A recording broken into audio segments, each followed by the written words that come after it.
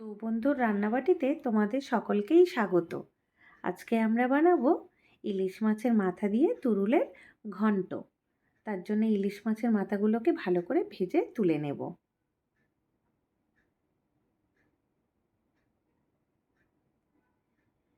এবার ওই মাছ ভাজার তেলের মধ্যেই কিছুটা পাঁচফোড়ন, তেজপাতা, কাঁচা লঙ্কা, নুন, হলুদ, জিরে গুঁড়ো, ধনে গুঁড়ো, লাল লঙ্কার গুঁড়ো আর আগে থেকে কেটে রাখা তুরুলগুলো দিয়ে ভালো করে কষিয়ে নেব মশলার সাথে।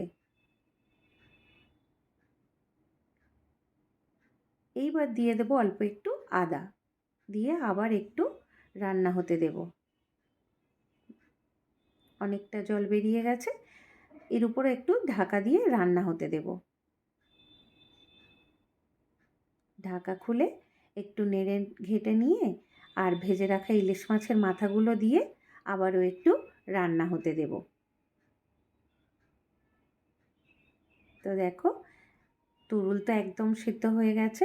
এবার জল শুকিয়ে নিলেই রেডি ইলিশ মাছের মাথা দিয়ে তুরুলের ঘন্ট। আমরা দু বন্ধু তো খাওয়ার জন্য রেডি, তোমরাও খেয়ে দেখো।